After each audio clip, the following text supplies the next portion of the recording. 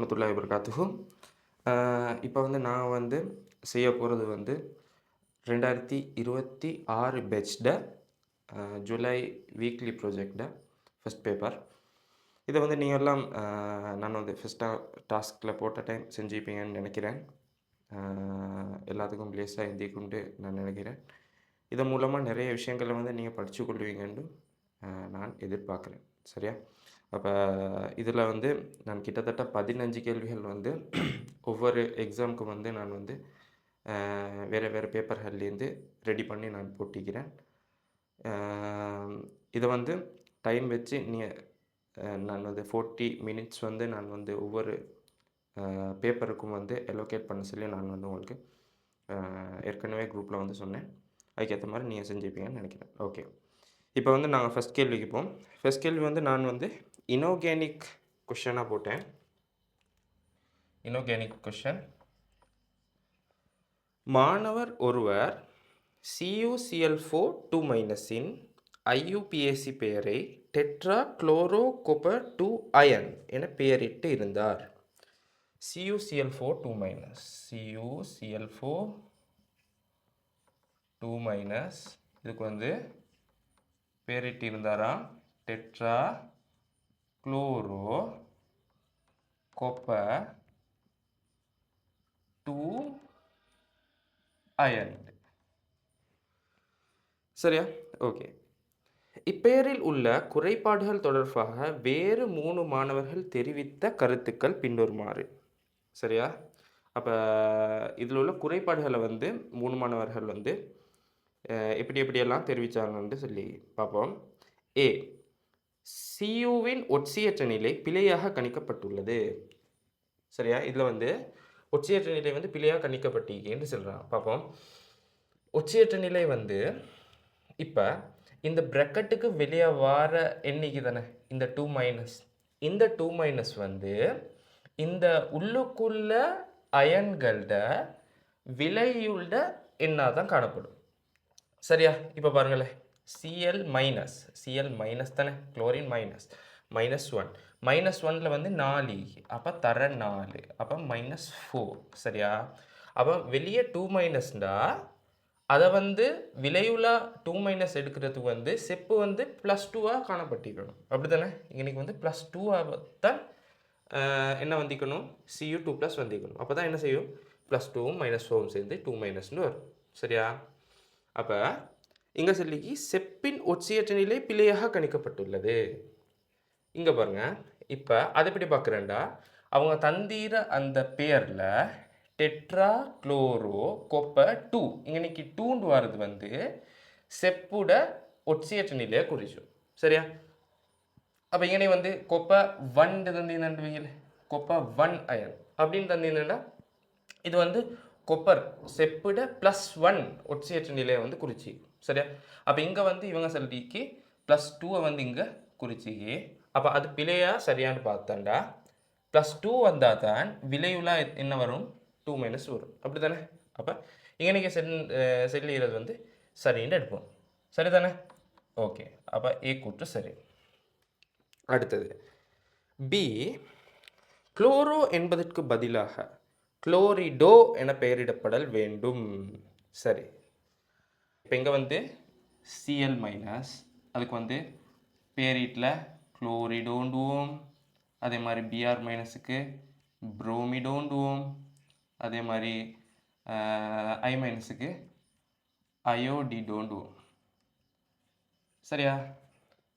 Okay, அப்படி பார்த்தோம்னா குளோரோன்றது பிழை, எனக்கு எப்படி வந்திக்கணும், குளோரிடோன்னு வந்திக்கணும். சரியா? டெட்ரா குளோரிடோ அப்படின்னு வந்திக்கணும். சரி, அப்படி பார்த்தேன்னா பி கூற்று வந்து பி வந்து என்ன சரின்னு எடுப்போம். பி சரி. எனக்கு வந்து செப்பின் ஒட்சியற்ற நிலை ஏ கூற்றில் பாருங்கள், செப்பின் ஒட்சியற்ற நிலை பிழையாக கணிக்கப்பட்டுள்ளது. பிழையாக கணிச்சிக்கிறாங்க. ஒட்சியற்ற நிலை வந்து பிழையாக கணிச்சல, ஒட்சியற்ற நிலை சரியாக தான் கணிச்சிக்கிறாங்க. ஆகவே அந்த கூற்றை வந்து நாங்கள் பிள்ளாண்டு எடுப்போம், கூற்றை வந்து பிள்ளாண்டு எடுப்போம். சரியா?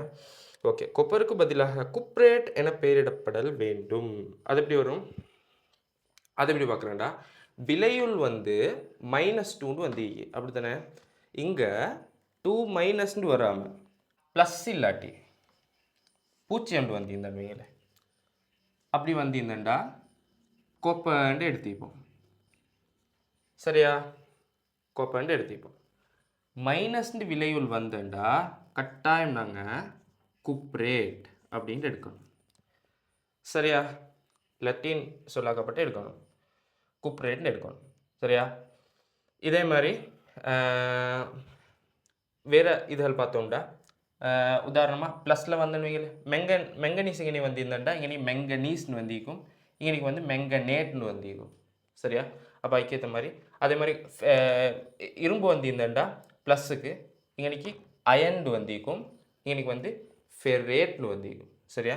அப்போ அப்படி வாரத்தால் இனி வந்து மைனஸ்னு வந்திருந்தால அப்போ இன்றைக்கி வந்து என்ன வந்திருக்கணும், குப்ரேட்னு வந்திருக்கணும், இன்றைக்கி வந்து குப் ரேட்னு வந்திருக்கணும். அப்போ அங்கனைக்கும் பிழையாகுது. சரியா? ஓகே. அப்போ கொப்பருக்கு பதிலாக குப்ரேட் என பெயரிடப்படல் வேண்டும். அந்த கூற்றும் சரி. அடுத்தது, பெயரின் தொடர்ச்சியாக இடைவெளியின்றி அயன் சேர்த்து எழுதப்படல் வேண்டும். இல்லை, அப்படி இல்லை. கட்டாயம் எனக்கு வந்து என்ன வரணும்டா இடைவெளி ஒன்று வரணும். அயன்றதுக்கு இடையில் அயனுக்கும் இந்த நம்பருக்கும் இடையில் கட்டாயம் ஒரு இடைவெளி ஒன்று வரணும். ஸோ அந்த கூற்று வந்து பிள்ளை, இவங்க சொல்லிடுற ஸ்டேட்மெண்ட் வந்து பிள்ளைண்டு வரும். அப்போ இங்கே வந்து செய்ய வேண்டிய திருத்தங்களில் பியும் சியும் மட்டும்தான் சரியான கருத்துக்களாக வரும். அப்படி பார்த்தோம்டா தேர்ட் ஆன்சர் இதுக்கு பொருத்தமாக வரும். தேர்ட் ஆன்சர் இதுக்கு பொருத்தமாக வரும். சரி, இப்போ ஓவராலாக நாங்கள் பார்த்துட்டோம் என்னென்ன வரும்ண்டு. இப்போ வந்து சரியாக எழுதுறேன்ட்டு எப்படி வரும்டா, நாங்கள் வந்து ஃபஸ்ட்டாக வந்து எழுதக்குள்ள இணையிட என்ன வந்து எழுதணும். சரியா? எத்தனை இணைக்கோ அதை போடணும். இப்போ உதாரணமாக வந்து இப்போ 2 முறை காணப்பட்டவைகளை அதுக்கு வந்து சொல்லுவோம் டைண்டு, 3 முறை காணப்பட்டா ட்ரைண்டுவோம், அதே மாதிரி 4 முறைக்கு டெட்ராண்டுவோம், அதே மாதிரி 5 முறைக்கு பென்டாண்டுவோம் பென்டா, அதே மாதிரி 6 முறைக்கு பென்டா ஹெக்ஸா. சரியா? அதே மாதிரி 7 முறைக்கு ஹெப்டாண்டுவோம், 8 முறை வந்தால் ஒக்டாண்டுவோம். சரியா? அப்படி நான் சொல்ல போகிறோம். சரி, இப்போ இவங்க ஃபஸ்ட் 4 இணையத்தானே வந்தீங்க. அப்போ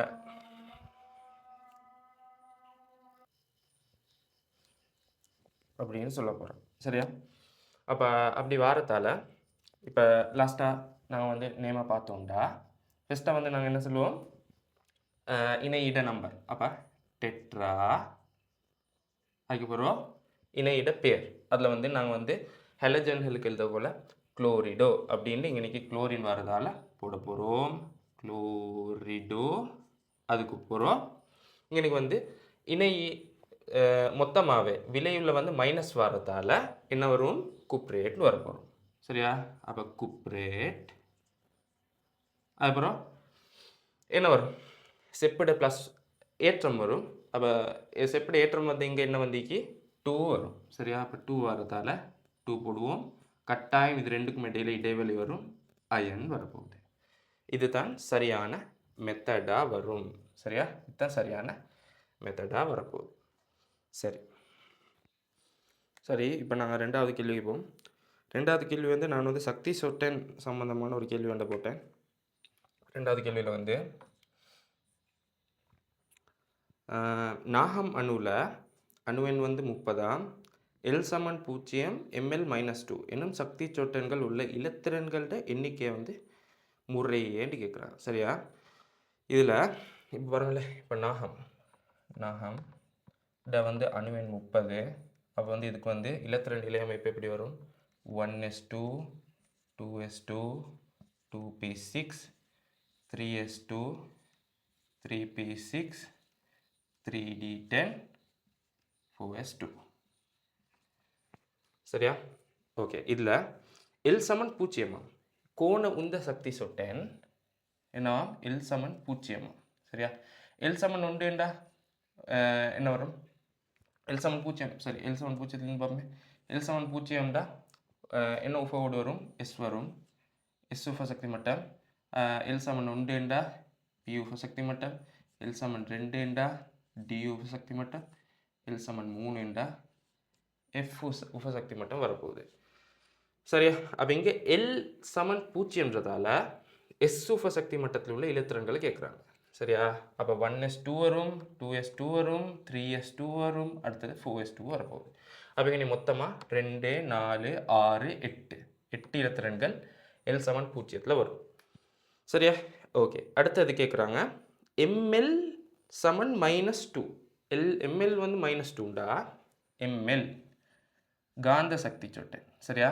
அதில் SUF சக்தி மட்டத்துக்கு வந்து எப்படி வரும்? ml வந்து 0 பெருமானம் மட்டும்தான் வரும். PUF சக்தி மட்டத்துக்கு வந்து காந்த சக்தி சொட்டன் வந்து 0 -1 +1 வரைக்கும் வரும். சரியா? Dக்கு தான் எப்படி வரும்டா? இது வரைக்கும் வரும் 0 -1 -2 +1 +2 வரைக்கும் பெருமானம் வரப்போகுது. சரியா? ஓகே. அப்போ அப்படி பார்த்தோம்டா ml வந்து -2 என்னும் சக்தி சொட்டன் உள்ள இலத்திரனை பார்த்தேன்டா எனக்கு D மட்டும் 3D10 அங்கனைக்கு வாரது மட்டும்தான் என்ன வரும்? இலத்திரன்களா -2 உள்ள இலத்திரன்களா வரப்போகுது. அப்போ அப்படி பார்த்தோம்டா இங்கனைக்கு வாரது 2 இலத்திரன் தான் வரும். இது இங்கனைக்குள்ள 2 இலத்திரன்கள் மட்டும்தான் விடைக்கு வரப்போகுது. சரியா? இதுக்கு 3D10ல் உள்ள -2ல் உள்ள இலத்திரன்கள் 2 மட்டும்தான் எங்களுக்கு எடிக்கேலுமாக காணப்படும். ஸோ இதுக்கு 8,2 விடை வரும். 8,2 வர்றது 4th ஆன்சர் விடையாக வரும். சரியா? 4th ஆன்சர் இனி விடையாக வரப்போகுது. சரி, அடுத்து 3வது கேள்வி. 3வது கேள்வியில் வந்து கெமிக்கல் கேல்குலேஷனில் வர கேள்வி உண்டு. C2H5CN. சரியா? இங்கே C2H5CN இவங்க ஐதான H2SO4 போட்டால் C2H5 COOH மாறுறேன்னு சொல்கிறாங்க. சரியா? இந்த தாக்கத்தை தந்துட்டு என்ற தாக்கத்தில் கார்பன் சார்பாக பரிமாறப்பட்ட இலத்திரன்களோட எண்ணிக்கையை கேட்குறாங்க. சரியா? கார்பன் சார்பாக பரிமாறப்பட்ட இலத்திரன்கள எண்ணிக்கையை கேட்குறாங்க. இது பார்த்தா அவங்களுக்கு சில நேரம் கஷ்டமாக இருக்கலாம். ஆனால் இது அவ்வளோ பெரிய கஷ்டமான கேள்வி இல்லை. இது லேசான கேள்வி. உண்மையாக பார்த்தா இப்படி வருதுண்டா இங்கே பாருங்கள், 2 பக்கமும் C2H5ன்னு வந்து. சரியா? C2H5 அப்போ இங்கே மாறல. அப்போ இங்கே நீ மாறிட என்ன ஒரு மாறிட பாட்டு என்னாண்டா இந்த சயனைட் பகுதியும் இங்கனைக்கு கூட்டமும் மட்டும்தான் மாறி. சரியா? அப்போ நான் இங்கனைக்கு வந்து சயனைட் எடுக்கிறேன். இங்கனைக்கு COOH எடுக்கிறேன். சரியா? ஓகே. அப்போ இங்கனைக்கு நான் C1 போட்டேன். சரி, இப்போ பாருங்கள். அப்போ இங்கனைக்கு நைட்ரஜனோடு இணைஞ்சிற கார்பன்டையும் ஆக்சிஜனோடு இணைஞ்சிற கார்பனையும் ஒச்சியேற்ற என்ன பார்ப்போம். சரியா? அப்போ இங்கனைக்கு கார்பனுக்கும் இடையில் இலத்திரன்கள் பரிமாறப்படுறல. இங்கனைக்கு வந்து கார்பனுக்கும் நைட்ரஜனுக்கும் இடையில் பார்த்தாண்டா நைட்ரஜனுக்கு வந்து மின்னெதிர்த்தன்மை வந்து கார்பனை விட கூட. ஆகவே இதுக்கு வந்து என்ன, கார்பனுக்கு வந்து +3 வரும். இங்கே வந்து கார்பனுக்கு இடையில் இல்லை. கார்பனுக்கும் ஆக்சிஜனுக்கும் இடையில் பார்த்தோம்னா ஆக்சிஜனுக்கு வந்து மின்னெதிர்த்தன்மை கூட. ஆகவே கார்பனில் வந்து +3 வரப்போகுது. சரியா? இப்போ பாருங்கள், +3 வந்து. சரியா? ஒரு மூலக்கூறு வந்து ஒட்சியேற்றப்படணும்டா இல்லாட்டி தாழ்த்தப்படணும்டா ஏற்கனவே உள்ள ஒட்சியேற்ற எண்ணை விட கூடணும் இல்லாட்டி குறையணும். சரியா? அப்போ இங்கே வந்து ஒட்சியேற்றப்படவும் இல்லை, தாழ்த்தப்படவும் இல்லை. சரியா? அப்போ அப்படி இருக்கக்குள்ள இங்கே வந்து +3ஆகவே காணப்பட்டதால் ரெண்டும் இங்கனைக்கு வந்து பரிமாறப்பட்ட இலத்திரன்கள் என்ன வரும்? 0 தான் வரப்போகுது. சரியா? பரிமாறப்பட்ட இலத்திரன்கள் வந்து இங்கே 0 தான் வரும். இது வந்து இங்கே வந்து எந்த ஒரு டிஃபரன்ஸும் ஏற்படலை. அப்போ இது வந்து இன்றைக்கி 0 தான் விட வரும். சரி, அப்போ அப்படி பார்த்தோம்னா இதுக்கு வந்து 5th ஆன்சர் விடையாக வரும். சரி, 4வது கேள்வி போ.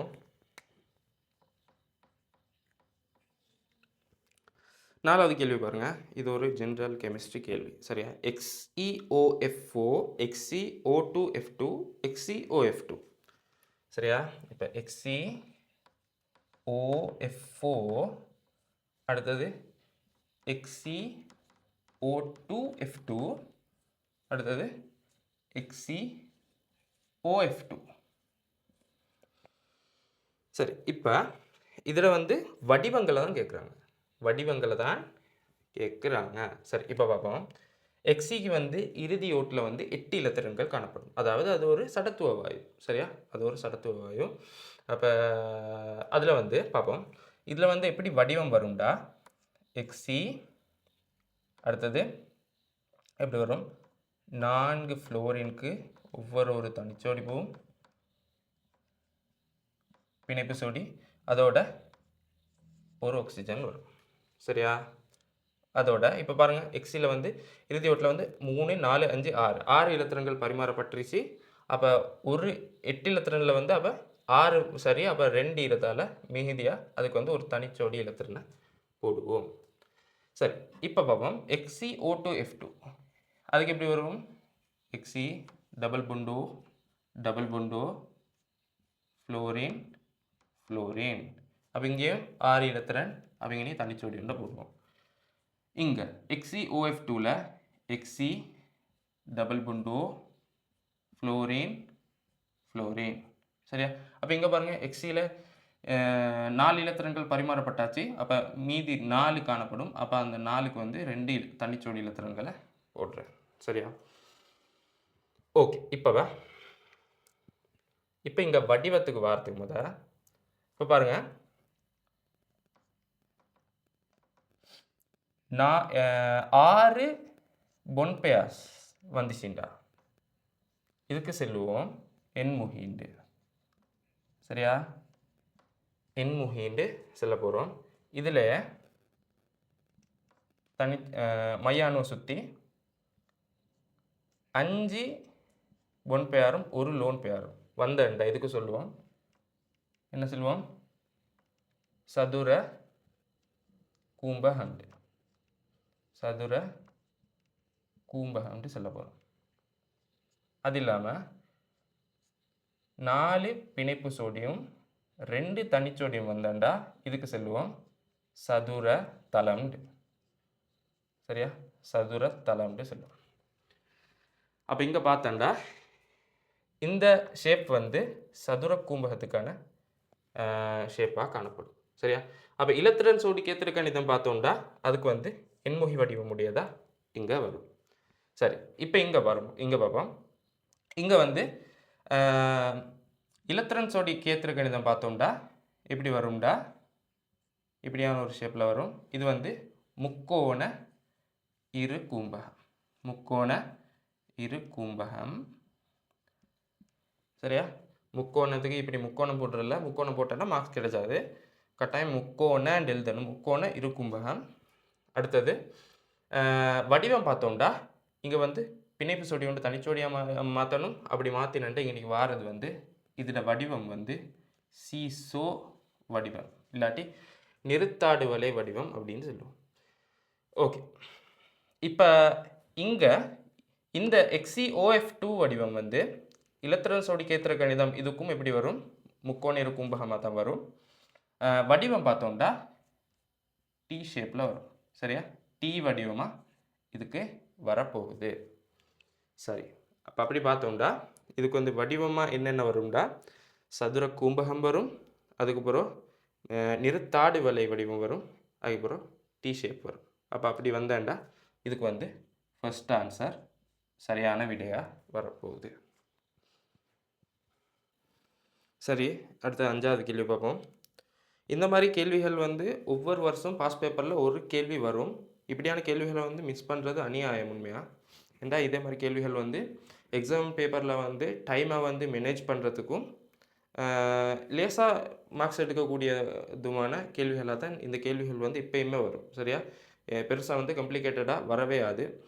அப்போ இப்படியான கேள்விகளை வந்து கட்டாயம் நீங்கள் வந்து நல்லா ப்ராக்டிஸ் பண்ணிவிட்டு போங்க. சரி, இப்போ கேள்விக்கு போவோம். 5வது கேள்வி.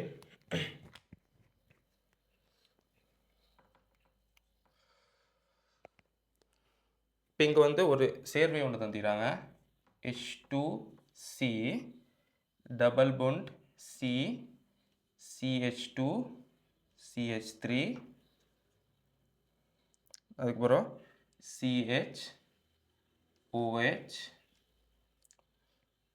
COO NH2. சரியா? ஓகே. இங்கே இப்போ நாங்கள் வந்து பேரிடுறதுக்கு எது தொழிற்பாட்டு கூட்டம் எது பிரதியீட்டு கூட்டம் அப்படின்றா இது வந்து ஃபஸ்ட்டாக ப்ரையாரிட்டி இல்லை, முன்னுரிமை கொடுக்க வேண்டியதில் எதுக்கு வந்து மேக்ஸிமம் முன்னுரிமையும் அதுக்கு பிறகு எதுக்கு கொடுக்கணும் அதுக்கு பிறகு எதுக்கு கொடுக்கணுன்ட்டு ஒரு ஆர்டர் பண்ண பழகிக்கணும் ஃபஸ்ட்டாகவே. சரியா? அப்போ எப்படி ஆர்டர் படுத்துகிறேன்டா, அந்த ஆர்டர் வந்து எப்படி வரும்டா, ஃபஸ்ட்டாக வந்து ஒரு சேர்வையில் வந்து கார்பாக்சிலிக் அமிலம் வந்தால் அதுக்கு தான் ஃபஸ்ட்டாக முன்னுரிமை கொடுப்போம், அதுக்கப்புறம் எஸ்டருக்கு கொடுப்போம், அதுக்கப்புறம் அமில குளோரைடு கொடுப்போம், அதுக்கப்புறம் ஏமைட்டு கொடுப்போம், அதுக்கப்புறம் சயனைட்டு கொடுப்போம், அதுக்கப்புறம் என்ன ஆல்டிஹைட், அதுக்கப்புறம் கீட்டோன், அதுக்கப்புறம் ஆல்கஹால் வரும், அதுக்கப்புறம் அமைன் வரும். சரியா? இப்போ இந்த 4 சேர்வைகள் கார்பாக்சிலிக் அமிலம், அடுத்தது கீட்டோன், எஸ்டர், அமில குளோரைடு, ஏமைட், இந்த 4ம் ஒரு சேர்வையில் வந்து ஒன்றுக்கு மேற்பட்ட முறை வராது. அப்படின்னா கார்பாக்சிலிக் அமிலம் வந்தால் அந்த சேர்வையிலே அமில குளோரைட் வர மாதிரி எங்களோட சிலபஸில் வந்து இல்லை. சரியா? ஆகவே இப்போ இங்கே எங்களோட சேர்வையில் வந்திருது வந்து என்ன வந்தீங்க அமைட் வந்தீங்க. சரியா? அப்போ இதுதான் எங்களோட தொழிற்பாட்டு கூட்டமாக காணப்படும். சரி, அப்போ ஒரு சேர்வைக்கு வந்து ஒரு தொழிற்பாட்டு கூட்டம் தான் வரும். எப்பயுமே நம்பரிங் பண்ணக்குள்ள ஃபஸ்ட்டாக வந்து தொழிற்பாட்டு கூட்டத்துக்கு வந்து குறைந்த அளவு நம்பர் கிடைச்சிற மாதிரி தான் நாங்கள் வந்து நம்பரிங் பண்ணணும். சரியா? அப்போ அப்படி பார்த்தேன்டா இங்கேருந்து நம்பர் போட்டு கொண்டு வரையலாம், இங்கேருந்து தான் கட்டாயம் நம்பர் போட்டு கொண்டு வரணும். அடுத்தது இப்படியே நம்பர் போட்டு கொண்டு வந்துட்டு 1 2 3 4 இங்கனே போடுறா இல்லாட்டி இங்கனே போடுறா இப்படி போடுறான்ட்டு உங்களுக்கு பிரச்சனை வரலாம்.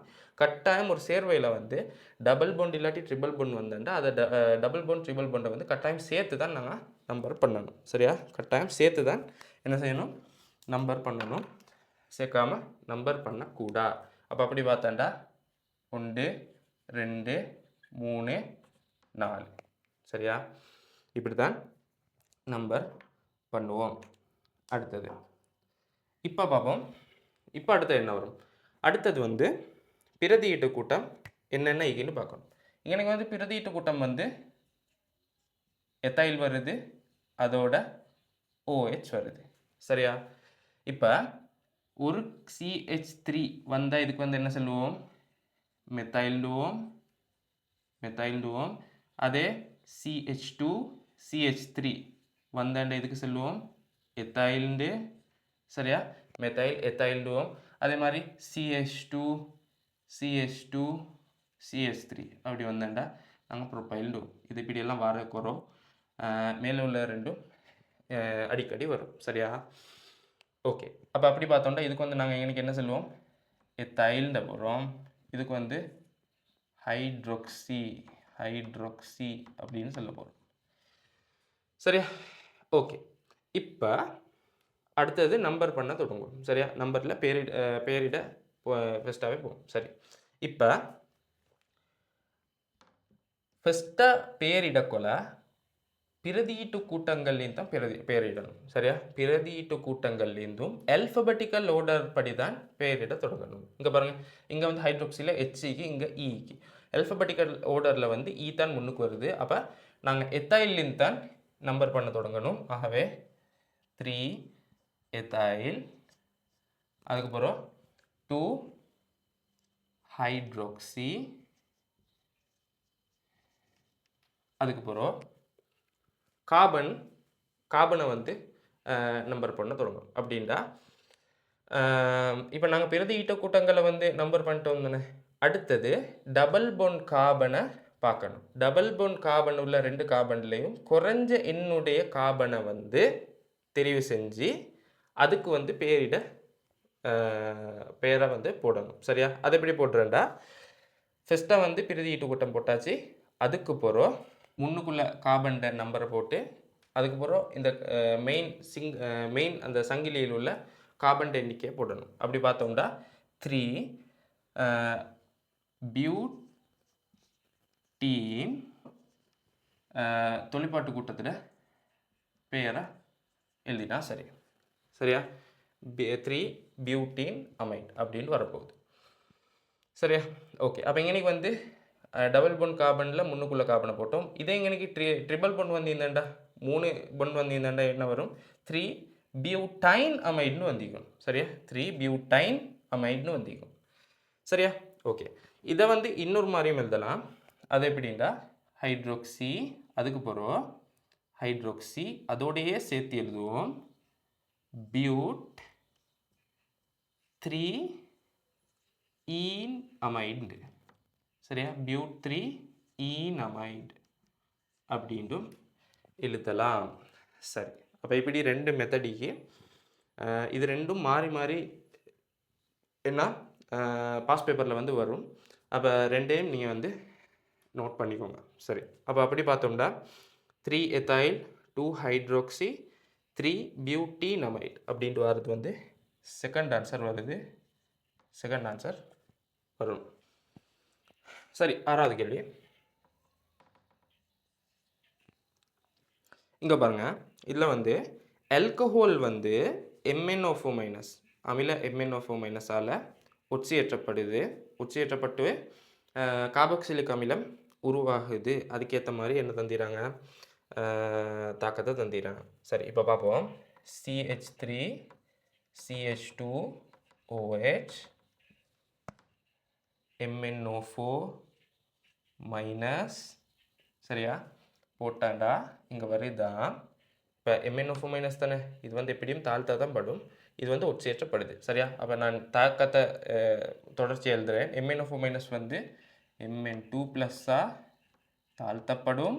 அதோட CH3 COOH இது வந்து ஒட்சியேற்றப்பட போகுது. சரி, இப்போ பார்ப்போம். இப்போ MnO4 மைனஸில் வந்து மெங்கனீஸ்ட ஒட்சியேற்ற எண் +7, இங்கே வந்து மெங்கனீஸ்ட ஒட்சியேற்ற எண் +2. சரியா? இப்போ இங்கே ஆல்கஹாலில் பாருங்கள், CH3 இது ரெண்டும் மாறல. CH2OH அது வந்து கூச்சா மாறிக்கி. சரியா? அப்போ இங்கே வந்து கார்பன் ஒட்சியேற்ற எண் தான் என்ன இனி மாறிக்கி. அப்போ இங்கே கார்பன் ஒட்சியேற்ற எண் பார்த்தண்டா பாருங்கள், இங்கே கார்பன் ஹைட்ரஜன் ஹைட்ரஜன் OH. சரியா? இங்கே வந்து இங்கே CH3யோட இங்கே பரிமாறப்படுதா? இல்லை.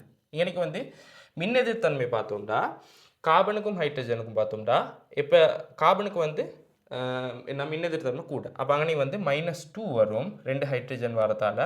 அதே மாதிரி ஆக்சிஜனுக்கும் கார்பனுக்கும் பார்த்தோம்டா மின்னெதிர்த்தன்மை கார்பனுக்கு வந்து குறவு. அப்போ அப்படி பார்த்தோம்டா +1 கார்பனுக்கு வரப்போகுது. ஆகவே -2 +1 கூட்டினண்டா -1 ஓவராலாக வரும்.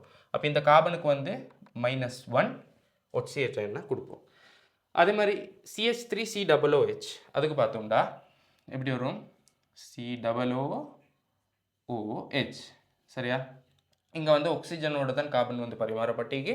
அப்போ இங்கே ஆக்சிஜனுக்கு வந்து மின்னெதிர்த்தன்மை எப்படியுமே கூட. அப்போ அப்படி கூடினதால் +3 கார்பன் காணப்படும். சரி, அப்போ இங்கே வந்து கார்பன் வந்து ஒட்சியேற்ற எண் +3 வரப்போகுது. சரியா? ஓகே. இப்போ +7லேருந்து +2க்கு பேத்தி. அப்போ இன்றைக்கி வந்து இலத்திரம் பரிமாறப்பட்டது 5. அப்போ நான் இன்றைக்கி 5 போடுறேன். -1லேருந்து +3க்கு பேத்திக்கு 4 இங்கே போட்டுறேன். சரியா? ஓகே. அப்போ 4 மெங்கனீஸ் இன்னை 4 போடுறேன். அடுத்தது இப்போ பாருங்கள், இப்போ தான் நாங்கள் சரியாக பார்த்து செய்யணும். இப்போ இங்கே 10 கார்பனிக்கு, அப்போ அங்கேயும் நான் 10 கார்பன் வார்த்தை மாதிரி போடுறேன். இப்போ ஆக்சிஜனை பாருங்கள், இங்கே நன்னாங்கு 16, இங்கே வந்து எத்தனைக்கு ஒரு 5 ஆக்சிஜன். சரியா? அப்போ 21 ஆக்சிஜன். இங்கே 21 ஆக்சிஜன். இங்கே வந்து எத்தனை வரும், 2 ஆக்சிஜன் 2ஓட 5 பெருக்கினாண்டா 10 ஆக்சிஜன் இங்கேக்கு. அப்போ இங்கே மேலும் 11 ஆக்சிஜன் வரணும். ஆகவே 11 H2O நான் போடுறேன். 11 H2O நான் போடுறேன். சரி, இப்போ இங்கே வந்து ஹைட்ரஜன் எத்தனைக்கு, இங்கே பாருங்கள், இங்கே 4 ஹைட்ரஜனோட 5 பெருக்கினாண்டா 20. அப்போ 20ஓட 22 கூட்டினாண்டா 42 ஹைட்ரஜன். அப்போ 42 ஹைட்ரஜன் இங்கே காணப்படுது. இங்கே வந்து 6ஓட 5 பெருக்கினாண்டா 30. அப்போ 30 ஹைட்ரஜன் தான் இங்கே காணப்படுது. அப்போ எக்ஸ்ட்ராவாக 12 H+ இங்கே வரணும். 12 H+ இங்கே வரணும். சரி, இப்போ சமப்படுத்தியாச்சு. சமப்படுத்தினாண்டா இன்றைக்கி வந்து ஏற்றம் வந்து சமப்படுத்திக்கான்னு பார்க்கணும். 12 + 4 மைனஸ் கூட்டினண்டா 8 ப்ளஸ் வரும். இங்கே 4 2 8 ப்ளஸ். சரியா? அப்போ தாக்கம் சமப்படுத்தியாச்சு. இப்போ பார்ப்போம். ஃபர்ஸ்ட் கேள்விக்கு போவோம். சரியா? ஓகே, கேள்வியை வாசிப்போமே. இங்கு எத்தனோலுக்கும் அமிலம் சேர் KMnO4 சேர்க்கும் போது இரண்டும் தாக்கமடைந்து அசெட்டிக் அமிலம் உருவாகின்றது. இங்கு தவறான கூற்றை தெரிவு செய்க. தவறான கூற்றை கேட்குறான். இங்கு கார்பன் ஒட்சியேற்றப்படுகின்றது. அந்த கூற்று சரி தானே? இங்கே பாருங்க, கார்பன் வந்து -1லேருந்து +3க்கு பேத்தியே, அப்போ ஒட்சியேற்றப்படுது. அந்த கூற்று சரி. அடுத்தது, எத்தனோலை விட அசெட்டிக் அமிலத்தில் மூலக்கூறுகளுக்கு இடையிலான கவர்ச்சி வலிமையானது. அது சரி. சரியா? அது எப்படி பார்க்குறேன்டா, எத்தனோலில் பாருங்க, இங்கே OH காணப்படுது. சரியா? OH வந்து இந்த ஹைட்ரஜன் வந்து அடுத்த சேர்வைகளோட ஹைட்ரஜன் பிணைப்பை ஏற்படுத்தும். சரியா? ஹைட்ரஜன் பிணைப்பை ஏற்படுத்தும். அது சரி. அது வந்து எத்தனோலுக்கு சரி. இப்போ கார்பாக்சிலிக் அமிலத்தை பார்த்தோம்டா, அதுலேயும் அதே மாதிரி வரும். COOH வரும். அங்கே எப்படி வரும்டா, இன்னொரு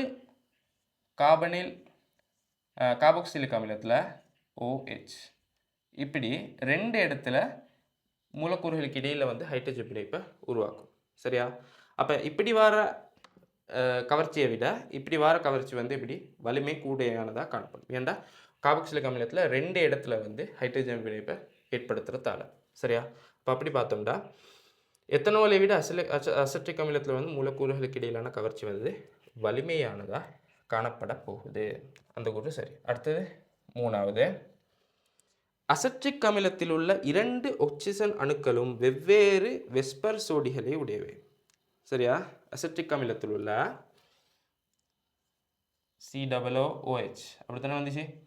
இங்கே ஆக்சிஜனுக்கு வந்து தனிச்சோடி இலத்திரன்கள் 2 வரும். அதே மாதிரி ஆக்சிஜனில் இங்கேயும் தனிச்சோடி இலத்திரன்கள் 2 வரப்போகுது. சரி, இங்கே 2 ஆக்சிஜன் அணுக்களும் வெவ்வேறு வெஸ்பர் சோடிகளை உடையவை. அப்போ இந்த 2 டபுள் பாண்டும் ஒரு வெஸ்பர் சோடியாக வரும். இந்த ஒரு இலத்திரன் சோடி வந்து ஒரு வெஸ்பர் சோடி, இங்கனைக்குள்ள ஒரு இலத்திரன் சோடி ஒரு வெஸ்பர் சோடி. அப்படி பார்த்தோம்னா இந்த ஆக்சிஜனுக்கு வந்து 3 வெஸ்பர் சோடி காணப்படும். இங்கே வந்து இந்த பொண்டு கொண்டு அதே மாதிரி OH, நான் இதை வேறையாக போடுறேன், OH அதுக்கு வந்து உண்டு.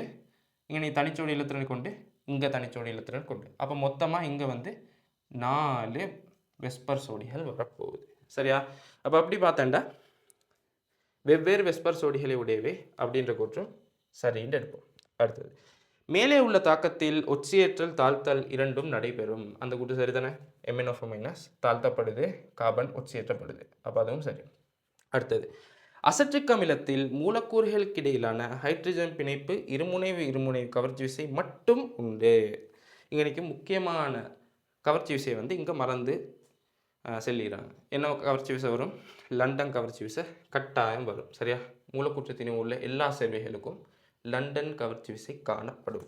அப்போ அப்படி பார்த்தோம்னா லண்டன் கவர்ச்சி விசையை சொல்லி இல்லாதால அந்த 5வது கூற்றை வந்து பிள்ளைன்னு எடுப்போம். அப்போ 5வது கூற்று இங்கே வரப்போகுது. சரி, அடுத்தது வந்து இருமுனை கவர்ச்சி விசை வந்து முனைவு தன்மை உள்ள மூலக்கூறுகளுக்கு காணப்படும். அப்போ இருமுனை கவர்ச்சி விசை காணப்படும். அதோட ஹைட்ரஜன் பிணைப்பும் காணப்பட போகுது. சரி சரி 7வது கேள்வி பார்ப்போம்.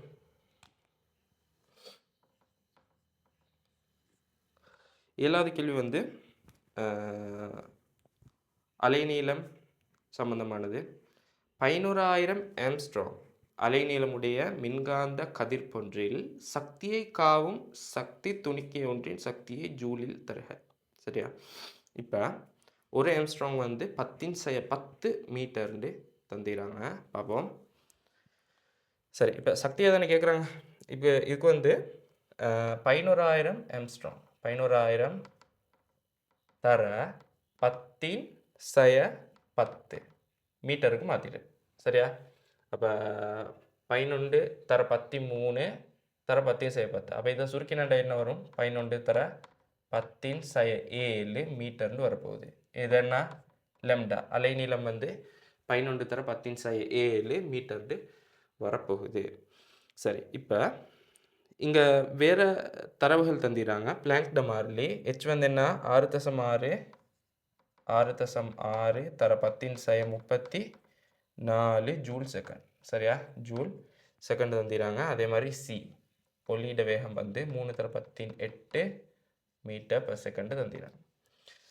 சரி, இப்போ சக்தி துணிக்கையின் சக்தி எதன்னு கேட்குறாங்க. அப்போ E சமன் hc/λன்னு வரும். சரியா? அப்போ இங்கே பிளாங்க்ட மாறிலி என்ன? 6.6 தர 10⁻34 தர ஒளியிட வேகம் 3 தர 10⁸ கீழே லெம்டா அலைநீளம் நான் கண்டோம் 11 தர 10⁻7. அதை வந்து நான் வந்து போடுறேன் 1.1 தர 10⁻6 என்று போட போகிறேன். சரியா? ஓகே. அப்போ 6.6 1.1 சுருக்கினண்டா என்ன வரும்? 6 வரும். 6 வந்து 3ஆல் பெருக்கினண்டா 18 வரும். 6 3 18 தர -34 8. அப்போ அதை சுருக்கினண்டா -26 மறை 26 வரப்போகுது. 10⁻26 வரும். அப்போ இதை சுருக்கினண்டா கீழே உள்ள -6 மேலே போனண்டா 10⁻20 வரும். அப்போ அப்படி பார்த்தோம்டா 1.8 தர 10⁻19 ஜூல்ண்டு விட வரும். சரியா? ஜூல்ண்டு விட வரப்போகுது. அப்படி பார்த்தோம்டா 1.8 தர 10⁻19 வரது வந்து தேர்ட் ஆன்சர் சரியான ஆன்சராக வரும். சரி, 8வது கேள்வியை பார்ப்போம். 8வது கேள்வி வந்து வால்யூம் சம்மந்தப்பட்ட கேள்வி. இது வந்து கேள்விப்பட்டிருப்பீங்க. வால்யூம்ன்றது என்னாண்டு. வால்யூம்ன்றது என்னாண்டா பார்ப்போம்.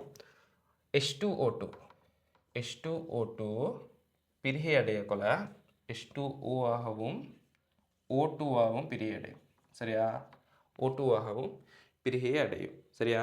இப்படி O2 பிரிகை அடைதான் இங்கே 4.48 வால்யூம் செறிவுடைய H2O2 அப்படின்னு சொல்கிறதால என்ன விளங்குதுன்னா 1 டெசிமீட்டர் கணம் H2O2 பிரிகையடையக்குள்ள பெறப்படுற O2 கனவளவுக்கு தான் நாங்கள் என்ன சொல்லுவோம்? வால்யூம்ண்டு. சரியா? 1 டெசிமீட்டர் கணம் H2O2 பிரிகையடையக்குள்ள பெறப்படுற O2 கனவளவு. அப்போ இங்கே சொல்லிக்கு 4.48 வால்யூம்ண்டு. அப்போ 1 டெசிமீட்டர் கணம் பிரிகையடையக்குள்ள இங்கே 4.48 டெசிமீட்டர் கணம் O2 வந்து பெறப்படுதா. சரியா? 4.48 டெசிமீட்டர் கணம் O2 பெறப்படுறன்னு சொல்லி. இப்போ இதில் H2O2 கரைசல்ட மூலர் செறிவு தானே கேட்குறாங்க. H2O2 கரைசல் மூலர் செறிவு கேட்குறாங்க. அடுத்தது STP நிபந்தனையில் மூலர் கனவளவு என்னண்டா மூலர் கனவளவு தந்திக்கு தரவுல 22.4 டெசிமீட்டர் கணம்ண்டு. சரியா? 22.4 டெசிமீட்டர் கணம்ண்டு. சரி, இப்போ இங்கே நீங்கள் படிச்சிருப்பீங்க ஒரு சமன்பாடு உண்டிக்கு மூல் சமன் கனவளவின் கீழ் மூலர் கனவளவுண்டு. சரியா? மூலர் கனவளவு அப்படின்ட்டு சென்டிமீட்டர் கணத்தில் வந்தேன்டா 22,400 சென்டிமீட்டர் கணம்ண்டு வரும். சரியா? இதே டெசிமீட்டர் கணத்தில் வந்தேன்டா 22.4 டெசிமீட்டர் கணம்ண்டு வரப்போகுது. 22.4 டெசிமீட்டர் கணம்ண்டு வரப்போகுது. சரி, இப்போ இங்கே பாருங்கள். இங்கே ஃபஸ்ட்டாக காண வேண்டியது இப்போ ஃபஸ்ட்டாக வந்து எல்லாத்துக்கும் போது என்ன தாக்கத்தை வந்து சமப்படுத்திட்டு இப்போ அப்போ இங்கே H2Oக்கு வந்து 2 போடுறேன் 3க்கு. அப்போ இங்கே வந்து ஆக்சிஜன் 4க்கு 3க்கு 2 போடுறேன். அப்போ இங்கே 4 H2. சரி, இப்போ வந்து சமப்படுத்தியாச்சு. இப்போ ஃபஸ்ட்டாக வந்து காணுவோம் O2 மூலை காணுவோம். கனவளவு என்ன? 4.48 கீழே மூலர் கனவளவு என்ன வரும்? 22.4 வரப்போகுது. அப்போ அப்படி சுருக்கினண்டா என்ன வரும்டா 0.2 மூல்டு வரும். சரியா? 0.2 மூல்டு வரப்போகுது. சரி, இப்போ அடுத்தது இப்போ நாங்கள் எங்களுக்கு இதுலேருந்து டிரெக்டாக H2O2 மூலை காணலாம். என்ன வரும்? மூல் விகிதம் வந்து 1:2ன்றதால இது 0.2 இது 0.4 வரும். சரியா? அப்போ 0.4 மூல் H2O2. சரி, இப்போ செறிவை பார்க்கக்கொள்ள ஒன்றும் பார்க்க தேவையில்ல.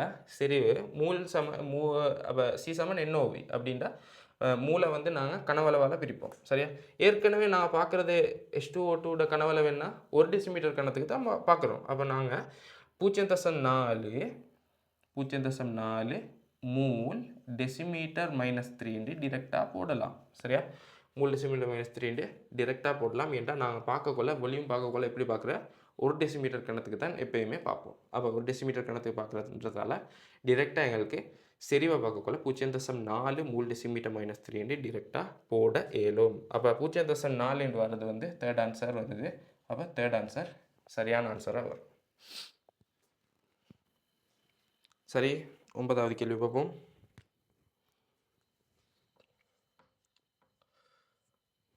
ஒன்பதாவது கேள்வி வந்து சக்தியியல் எனர்ஜெட்டிக்ஸோட சம்மந்தப்பட்ட கேள்வி. சக்தியியல் சம்பந்தமான பின்வரும் கூற்றுக்களில் தவறானது கேட்குறாங்க. பார்ப்போம். ஃபர்ஸ்ட் கூற்று, தகனத்தின் போது எப்போதும் வெப்பம் வெளிவிடப்படும்.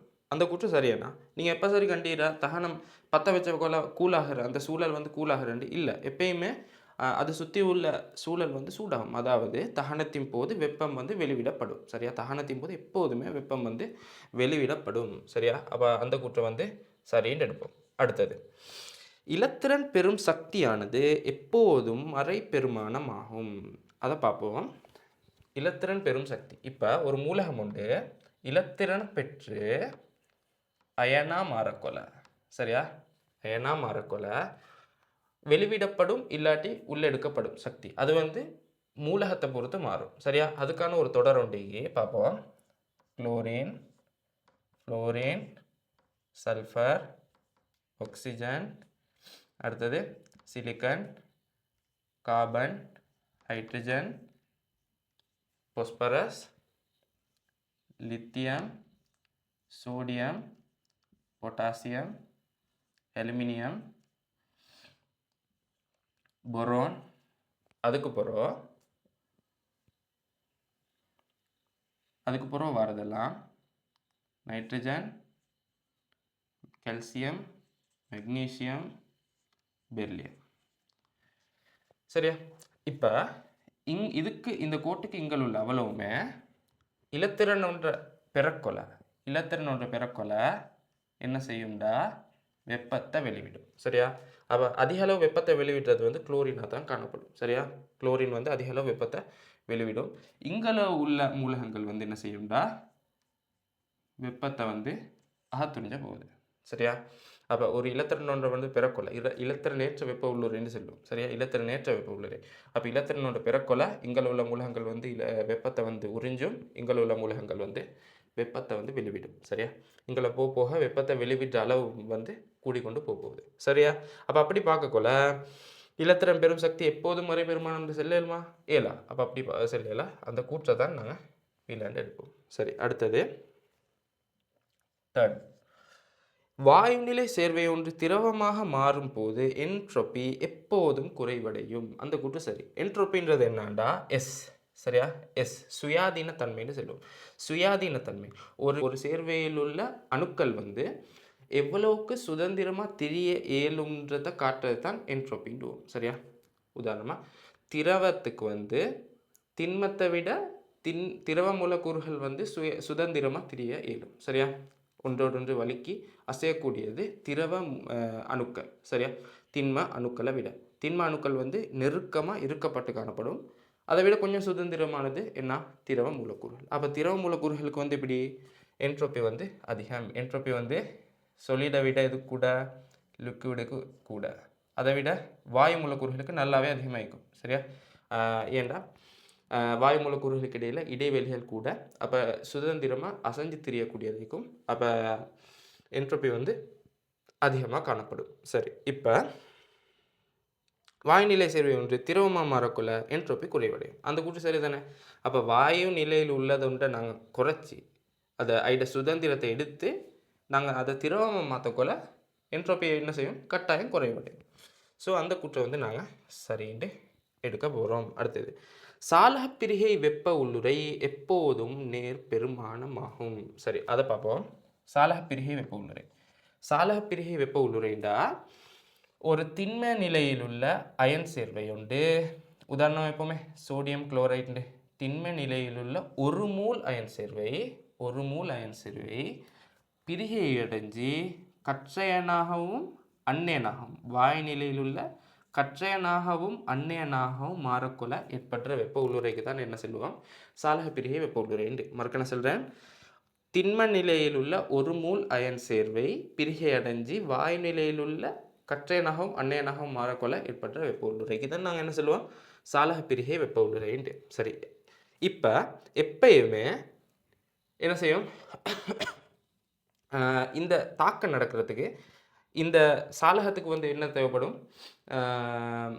வெப்பம் தேவைப்படும். சரியா, கட்டாயம் அகத்துறிஞ்சு வெப்பத்தை அகத்துறிஞ்சு அதன் மூலமாக தான் அந்த பிணைப்பை வந்து உடைக்க போகுது. அப்போ கட்டாயம் வந்து இதுக்கு வந்து டெல்டா ஹெச் வந்து ப்ளஸ்ஸாக தான் வரும், அகவெப்ப தாக்கமாக தான் வரும். கட்டாயம் இதுக்கு வந்து சக்தி தேவை உடைக்கிறதுக்கு. அப்போ அந்த கூற்று சரி. டெல்டா ஹெச் வந்து நேர்பெருமானம்ன்றது என்ன, சக்தியை வந்து அகத்துறிஞ்சும், அகவெப்ப தாக்கத்துக்கு தான் டெல்டா ஹெச் ப்ளஸ்ன்னுவோம்.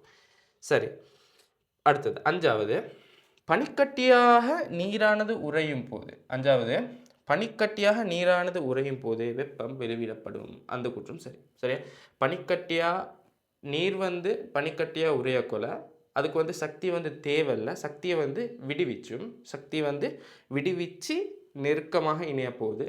கட்டாயம் நீர் வந்து பனிக்கட்டியாக மாறக்கொள்ள சக்தியை விடுவிக்கும், பனிக்கட்டி வந்து நீராக மாறக்கொள்ள சக்தியை வந்து அகத்துறிஞ்சும். சரியா, ரெண்டும் மாறி மாறி நடக்கும்.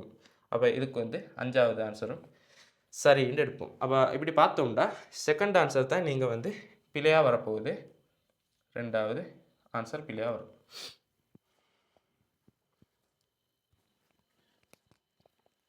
சரி, 10வது கேள்வி பார்ப்போம். ஓகே, புரோபீன் வாயுவை வெப்பப்படுத்தும் போது நிகழும் வெப்ப உள்ளுரை மாற்றம் யாது? சரி, புரோபீன்ட தகனமடைய கொலை ஏற்படுற வெப்ப உள்ளுரை மாற்றம் என்றான்னு கேட்குறாங்க. சரி, பார்ப்போம். CH3 CH2. சரியா, இது O2ஓட தாக்கினா எப்படியுமே ஐதரோ கார்பன்கள் வந்து தகனமடைய கொள்ள CO2வும் H2Oவும் விளைவாக வரும். சரியா, ஓகே. இப்போ சமப்படுத்தினா 3 கார்பனை போடுறேன், 6 ஹைட்ரஜன் 3 இங்கே போடுறேன். அப்போ 6 ஹைட்ரஜன் சமன். இப்போ இங்கே ஆக்சிஜன் பார்த்தோம்னா 6 9. சரியா, 9க்கு அப்போ இங்கே 9 வரதுக்காக 9 கீழ் 2 அப்படின்ட்டு போடுறேன். சரியா, 9 கீழ் 2 வந்து நான் இப்போ 4.5 மாற்றுறேன். சரியா, 4.5 போடுறேன். சரி, இப்போ பார்ப்போம். இப்போ வெப்ப உள்ளுரை மாற்றத்தை தானே கேட்குறேன். இப்போ டெல்டா ஹெச்சை போடுறேன். இங்கே வந்து பிணைப்பு சக்தி பெருமானங்கள் தந்திராங்க. சரியா, கார்பன் அடுத்தது கார்பன் டபுள் பாண்ட் கார்பன், அதே மாதிரி மற்ற இதுகளுக்கும் தந்திராங்க. இப்போ பார்ப்போம். இங்கே வந்து புரோபீன் வந்து O2ஓட தாக்கி CO2ஆகவும் H2ஓவும் மாறக்கொள்ள என்னென்ன பிணைப்புகள் ஒட்டையுதுன்னு ஃபஸ்ட்டாக பார்ப்போம். சரியா, ஒட்டையிற பிணைப்புகளை வந்து ஃபஸ்ட்டாக பார்ப்போம். அப்படி பார்த்தோம்னா உடையும் பிணைப்பு அப்படின்ட்டு போடுறேன். சரியா, உடையும் பிணைப்பு சமன் என்னென்ன வரும், இன்னைக்கு வந்து ஒரு கார்பன் சிங்கிள் பாண்ட் கார்பன் உடையுது, அப்படி தானே, ஒரு சிங்கிள் பாண்ட் கார்பன் உடையுது. அதோட என்ன உடையுது, கார்பன் டபுள் பாண்ட் கார்பன் உடையுது, கார்பன் டபுள் பாண்ட் கார்பன் உடையுது. அதோட என்ன உடையுது, CH பிணைப்புகள் எத்தனை உடையுது, இங்கே பாருங்க, கார்பனோட 3 இடத்துல இங்கே ஹைட்ரஜன் இணைஞ்சி, இங்கே பாருங்க, ஹைட்ரஜன் ஹைட்ரஜன் ஹைட்ரஜன். இதே மாதிரி தான் இங்கே ஒரு இடத்துல, இங்கே கார்பனோட 2 இடத்துல. அப்போ 2 3 6, அப்போ 6 CH பிணைப்பு உடையும். சரியா, 6 CH பிணைப்புகள் உடைய போகுது. சரி, வேறு என்ன உடையும், இங்கே O2 உடையணும் இல்லையா, உடைஞ்சு அந்த ஆக்சிஜன் மூலக்கூறுகள் தான் கார்பனோடு சேர்ந்து CO2 உருவாக்கணும். சரியா, அப்போ கட்டாயம் O2 மூலக்கூறுகள் உடையணும். O2 மூலக்கூறுகள் உடையணும். சரியா, O2 மூலக்கூறுகள் உடையணும். எவ்வளோ உடையணும், எத்தனை மூலிகைங்க, 4.5. அப்போ 4.5 மூலக்கூறுகள் O2 முற்றாக உடையணும். சரி, உடையும் பிணைப்பு பார்த்தாச்சு. இப்போ இதுக்கான நாங்கள் சக்தியையும் பார்ப்போம். சரியா, சக்தி இப்போ CC பிணைப்பு எவ்வளோ, 348 கிலோ ஜூல் பர் மோல். அடுத்தது கார்பன் டபுள் பாண்ட் கார்பன்ட 614 சக 6 தர CH பிணைப்பிட 413 சக அடுத்தது ஆக்சிஜன் டபுள் பாண்ட் ஆக்சிஜன்ட்ட வந்து 495. அப்போ 4.5 தர 495 இது எவ்வளோத்துக்கும் கிலோ ஜூல் மூல் -1 வரும். சரி, இதை சுருக்கினாண்டா விட வரும் 5667.5 5667.5 கிலோ ஜூல் மூல் -1 வரப்போகுது. சரியா? சரி, இப்போ அடுத்தது பார்ப்போம். உடையும் பிணைப்பு பார்த்தாச்சு. அடுத்தது உருவாகும் பிணைப்பு. உருவாகும்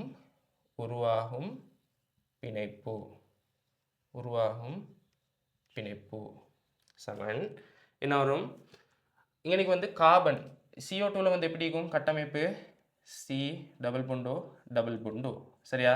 ஒரு CO2ல வந்து 2 C டபுள் பொண்டோ பிணைப்பு இருக்கு. சரியா? ஒரு CO2ல வந்து கார்பன் டபுள் பொண்டோ 2 இருக்கு. அப்போ 3ல வந்து 3 CO2ல வந்து 6 கார்பன் டபுள் பொண்டோ இருக்கும். சரியா? 6 கார்பன் டபுள் பொண்டோ காணப்படும். அப்படி பார்க்குறதால 6 கார்பன் டபுள் பொண்ட் O உருவாகணும். அதோட H2Oல வந்து அது எப்படி வரும் கட்டமைப்பு? Oxygen hydrogen. சரியா? இப்படி வரும். அப்போ ஒரு மூலக்கூறில் வந்து 2 ஹைட்ரஜன் ஆக்சிஜன் பொண்டிக்கு. அப்போ 3 மூலக்கூறுகளை பார்த்தோம்னா 6 ஹைட்ரஜன் ஆக்சிஜன் பொண்ட் காணப்படும். அப்போ அங்கேயும் 6 ஹைட்ரஜன் ஆக்சிஜன் பொண்ட் உருவாக போகுது.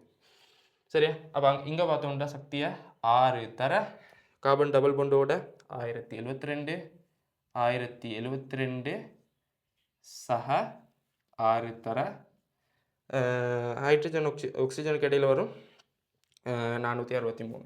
சரியா? 463 கிலோ ஜூல் மூல் -1 வரும். கிலோ ஜூல் மூல் -1 வரும். அப்போ இதுக்கு வந்து சுருக்கினாண்டா விட வரும். என்ன வரும்டா?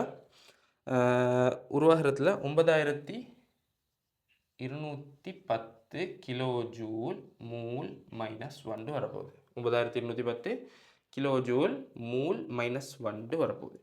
சரி, இப்போ நான் மேலே அழிக்கிறேன்.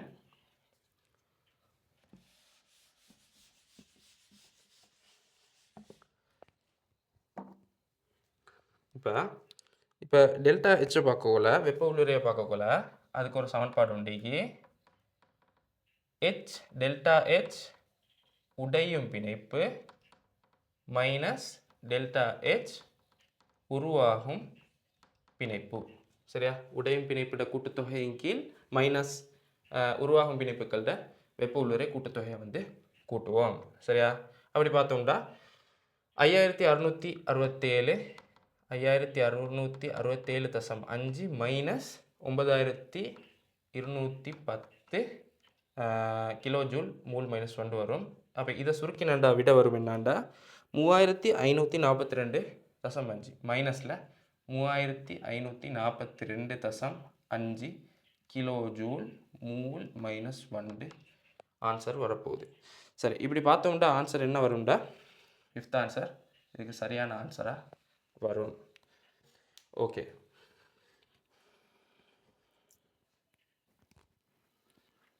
சரி, 11வது கேள்வி. பின்வரும் கூற்றுக்களில் தவறானது எது அப்படின்னு கேட்குறாங்க. சரி, பார்ப்போம். ஃபர்ஸ்ட் கூற்று முதலாவதுல N3 - N2O XeF2 என்பவை நேர்கோட்டு வடிவமுடையவை. சரி, பார்ப்போம். N3 மைனஸுக்கு எப்படி கட்டமைப்பு வரும்டா? நைட்ரஜன் டபுள் பாண்ட் நைட்ரஜன், அதுக்கப்புறம் சரி இன்றைக்கி வந்து N3 மைனஸ் அப்போ நைட்ரஜன் அப்படி வரும். அப்போ இன்றைக்கி வந்து நைட்ரஜனில் வந்து இறுதி ஓட்டில் 5 இலத்திரன்கள் தான் காணப்படணும். ஆனால் அட்டக விதியை பூர்த்தி செய்கிறதுக்காக 2 தனிச்சோடி இலத்திரன்களை போடுறேன். சரியா? அப்போ வந்து இன்றைக்கி வந்து -1 வரும். அதே மாதிரி எங்களையும் மைனஸ் வரப்போகுது. இங்கே ஏற்கனவே அட்டக விதியை பூர்த்தி செஞ்சுக்கி, ஆனால் இறுதி ஓட்டில் வந்து 4 தான் காணப்படுது. ஸோ 5 வரணுன்றதால ஒரு இலத்திரம் பற்றாக்குறை, அதால் ப்ளஸ்ஸை போடுறேன். அடுத்தது N2Oவில் நைட்ரஜன் ஆக்சிஜன் இப்படி தான் வரும். இதில் வந்து ப்ளஸ் ஒன்று வரும் இன்னைக்கு இறுதி ஓட்டில் வந்து 5 இருக்கணும், ஆனால் 4 தான் இருக்கிறதால எனக்கு வந்து தனிச்சோடி இலத்திரன்கள் 2 வரும், -1 வரும். சரியா? ஓகே. அடுத்தது வந்து XeF2 அதில் வந்து ஜெனன் மையானுவா வரும், ஃப்ளோரின் வரப்போகுது. ஜெனன் வந்து 8ஆம் கூட்ட மூலகம், அதில் வந்து இறுதி ஓட்டில் வந்து 8 இலத்திரன்கள் காணப்படணும், ஆனால் ஏற்கனவே 2 வந்து கொடுத்துருச்சு, அப்போ மீதி 6 இருக்கும், அதை வந்து 3 தனிச்சோடி இலத்திரன்களாக எடுக்கிறேன். சரி, இப்போ இங்கே பாருங்கள், இப்போ ஏற்கனவே நான் சொன்ன மாதிரி இப்போ இங்கே நேர்கோட்டு வடிவமுடையதில் வந்து N3- வந்து நேர்கோட்டு வடிவமுடையதாக காணப்படும். மைய அணுக்கு வந்து 2 பிணைப்பு சோடிகள் மட்டும் காணப்பட்டதால் இங்கேயும் 2 பிணைப்பு சோடி மட்டும் காணப்பட்டதால் 180 வகையாக தான் வரும். இங்கே XeF2ல் வந்து பாருங்கள் 3 பிணைப்பு சோடி இலத்திரன்கள் காணப்படும். அந்த பிணைப்பு சோடி இலத்திரன்கள் 3ம் ஒழுங்கமைஞ்சு எப்படி இருக்கும்டா 180 வகை நேர்கோட்டு வடிவம் வாரத்துக்கு மாறி செட்டாகவே காணப்படும். சரியா? அப்போ XeF2ம் எப்படியானது 180 வகை உடையதா, அதாவது நேர்கோட்டு வடிவம் உடையதாக தான் இந்த 3ம் வரப்போகுது. அப்போ அப்படி வரதால ஃபஸ்ட் கூற்றை வந்து சரின்னு எடுப்போம். அடுத்தது ரெண்டாவதுல NO3- BCl3SO3 என்பவற்றின் இலத்திரன் சோடி கேத்திர கணிதம் ஒரே வகைக்குரியது. சரி, அது பார்ப்போம். நைட்ரஜன், ஆக்சிஜன் வரும், ஆக்சிஜன். சரியா? இதில் வந்து ஆக்சிஜனுக்கு மைனஸ் வரப்போகுது, இங்கேயும் மைனஸ் வரும். 3 தனிச்சோடி இலத்திரன்கள் வரப்போகுது, மேலே 2 தனிச்சோடி இலத்திரன் வரும். நைட்ரஜனில் வந்து இறுதி ஓட்டில் 5 இருக்கணும், 4 தைக்கு, ஆகவே +1 வரும். சரி, அடுத்தது BCl3யில் எப்படி வரும்? இறுதி ஓட்டில் வந்து 3 தான் காணப்படுது. ஸோ இதில் வந்து சிம்பிளாக குளோரின் இப்படி வரும். அடுத்தது SO3யில் வந்து ஆக்சிஜன் இப்படியான ஒரு கட்டமைப்பு வரப்போகுது. ஸோ இது வந்து சிம்பிள். இலத்திரன் சோடி கேத்திர கணிதம் வந்து 3க்கும் வந்து எப்படி வரும்? தலை முக்கோணமாக தான் வரப்போகுது. இலத்திரன் சோடி கேத்திர கணிதமும் வடிவமும் தலை முக்கோணமாக தான் வரும். அது இல்லாமல் நோமலாக வடிவம் கேட்டாலும் தலை முக்கோணம் தான் வரப்போகுது. சரி, அப்படி பார்த்தாண்டா 2வது கூற்றும் சரி. அடுத்தது 3வது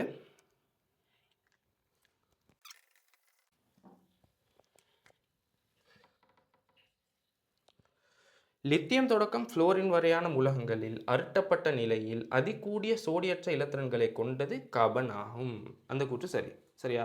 அது எப்படின்னு பார்ப்போம். கார்பன் வந்து என்ன 4ஆம் கூட்ட மூலகம் இல்லையா? 4ஆம் கூட்டத்தில் எப்படி வரும்டா? அதில் இலத்திரன் நிலை அமைப்பு 1s2 2s2 2p2 வரப்போகுது. சரியா? 2s ஓபிட்டலில் வந்து 2 இலத்திரனும் 2p ஓபிட்டலில் வந்து 2 இலத்திரனும் காணப்படும். அதாவது தரைநிலையில், சரியா? தரைநிலை அதாவது அருட்டப்படாத நிலை. நோமலாக தரைநிலையில் வந்து 2s ஓபிட்டலில் வந்து 2 இலத்திரனும் 2p ஓபிட்டலில் வந்து ஒரு இலத்திரனும் நோமலாக காணப்படும். சரியா? இதே நாங்கள் அருட்டினோன்னு அருட்டப்பட்ட நிலையில்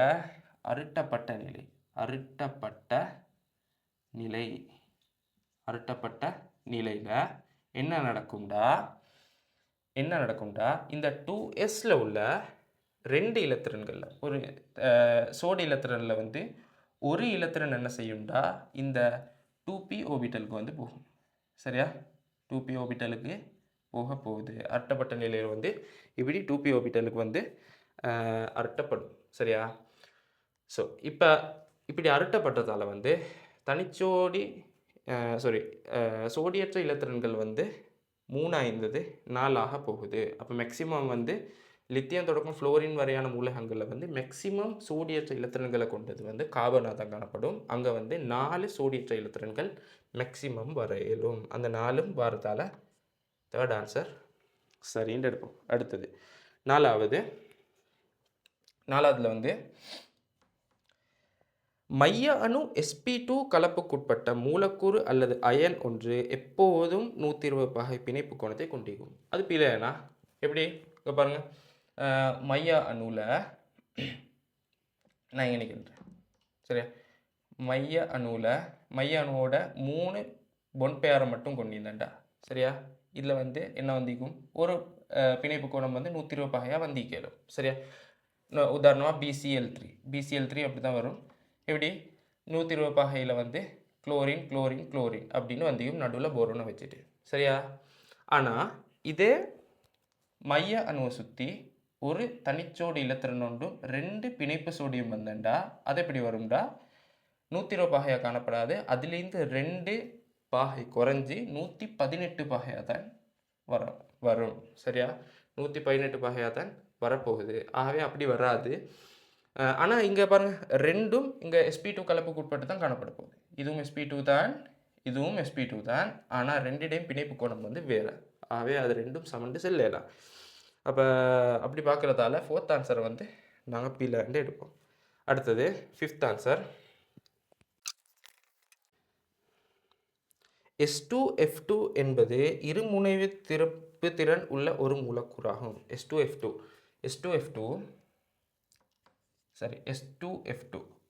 ஐட கட்டமைப்பை பார்த்தோம்டா, அது எப்படி வரும்டா, சல்ஃபர் வரும், மேலே கொஞ்சம் S2, அதுக்கப்புறம் ஃப்ளோரின் வருவார். அப்போ இறுதி ஓட்டில் வந்து 6 ஈக்கணும், 4 பீத்தாச்சு. அப்போ ஒரு தனிச்சோடி இலத்திரன் சல்ஃபருக்கு வரும். சரியா, இது தான் கட்டமைப்பாக வரும் S2F2க்கு. இப்போ பாருங்கள், இது இருமுனைவு திருப்பு திறன் வந்து 0 ஆயிக்கணும்டா. இருமுனைவு திருப்பு திறனுக்கு வந்து நாங்கள் மியூண்டு சொல்லுவோம். இருமுனைவு திருப்பு திறனுக்கு 0 ஆயிக்கணும்டா.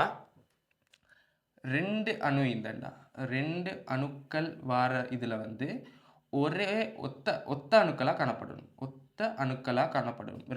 ரெண்டு அணுக்கள் உள்ள சேர்வைகளில் வந்து இருமுனைவு திருப்பு திறன் வந்து 0 வரணும்டா.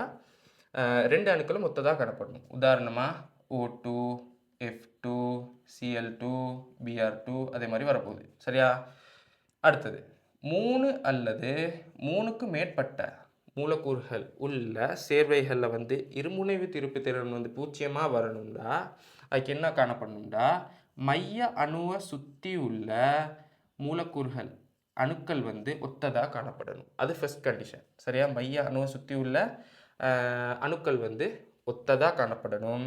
அடுத்த செகண்ட் கண்டிஷன் என்னான்டா, சமச்சீரான வடிவம் கொண்டுதான் காணப்படணும். சரியா, சமச்சீரான வடிவம் கொண்டுதான் காணப்படணும். உதாரணமாக கோண வடிவமாக வரையலாம், ஆனால் தலைமுக்கோண வடிவம் வரையலும். கோண வடிவம் வரையலாம், தலைமுக்கோண வடிவம் வரையலும். அப்படி சமச்சீரான வடிவங்கள், நேர்கோடு வரலாம், அதே மாதிரி தலைமுக்கோணம் வரலாம், நான்முகி வரலாம். அப்படியான வடிவங்கள் வந்து சமச்சீரான வடிவங்கள் வந்தால் தான் எப்படி இருக்கும், இருமுனைவு திருப்பு திறன் 0 இருக்கும். அது வந்தால் மட்டும் போதா, சுற்றி உள்ள முனைவு அணுக்களும் மொத்ததாக காணப்படணும். அப்போ இங்கே பாருங்கள், இங்கே அப்படி வருதா, இல்லை. இங்கே பாருங்கள், இங்கே வந்து வடிவம் வந்து சமச்சீரானது இல்லை. சமச்சீரானதா இல்லை. இங்கே முக்கோண கூம்பக வடிவம் வந்திக்கு. சரியா, அப்போ இங்கே அதால் இன்றைக்கி வந்து இருமுனைவு திருப்பு திறன் வந்து 0 வராது. அடுத்தது வந்து அதை சுற்றி உள்ள முனைவு அணுக்கள் வந்து ஒத்த அணுக்கள் இல்லை, சல்ஃபர், ஃப்ளோரின் அப்படி வந்து அதாலேயும் இது வந்து இருமுனைவு திருப்பு திறன் வந்து 0 செல்ல இயலா. சரி, 12வது கேள்வி. H2O2 பற்றிய பின்வரும் கூற்றுக்களில் உண்மையானது எது? உண்மையானது கேட்குறாங்க. சரி, ஃபர்ஸ்ட் கூற்று, H2O2வின் கொதிநிலை நீரின் கொதிநிலையை விட குறைவானது. சரி, பார்ப்போம். கொதிநிலை வந்து நீருக்கு வந்து 100 பகைசி. சரியா, சாதாரண சாதாரண அமுக்கத்தில் வந்து நீர்ட கொதிநிலை வந்து எப்படி இருக்கும், 100 பகைசியாக காணப்படும். H2O2 வந்து 150 பகைசியாக வரும்.